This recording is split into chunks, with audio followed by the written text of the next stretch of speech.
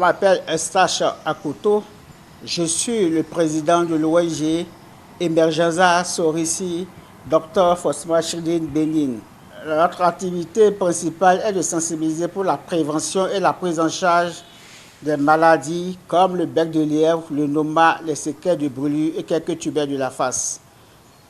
Alors, nous expliquons à la population quelles sont les dispositions à prendre pour éviter le bec de lièvre.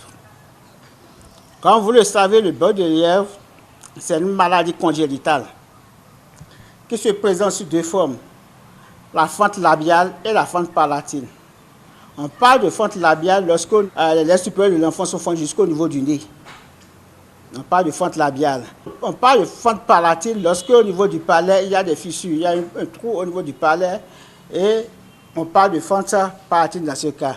Le tout fusionné, nous on parle dans le langage courant bec de lièvre. Sinon, les techniciens disent fente labio-vélo-palatine si le même enfant a les deux pathologies. Alors, qu'est-ce qu'il y a à la base de ces types de malformations? Lorsque la femme tombe enceinte, dès les toutes premières semaines de la grossesse, elle doit se rendre dans un centre de santé pour les consultations prénatales. Arrivée là-bas, la sage-femme prescrit des médicaments. Et ce qui est important, c'est que la femme doit prendre les féfordines.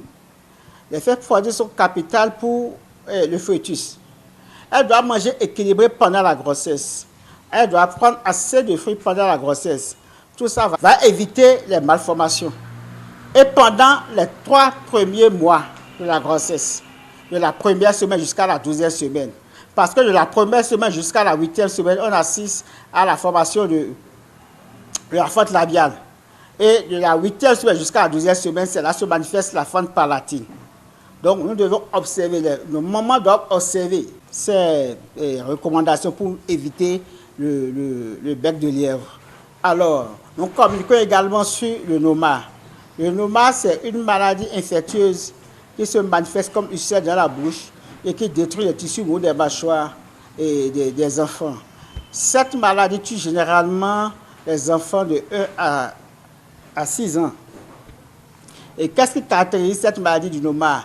Nous avons l'extrême pauvreté, la malnutrition et le manque d'hygiène. C'est ce qui caractérise la maladie du noma. Elle se présente en 4 étapes. Mais ce qui est important, on ne peut pas parler aussi du noma sans parler des infections bucco-dentaires.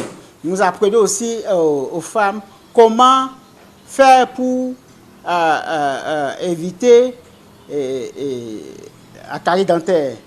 Donc, les enfants doivent se brosser au moins 3 fois par jour, ou à défaut 2 fois par jour, matin et soir. Nous les enseignons également dans ce domaine.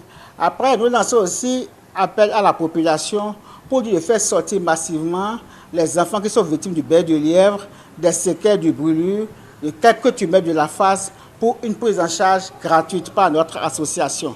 C'est ce pourquoi nous sommes vraiment là aujourd'hui pour parler de ces différentes pathologies.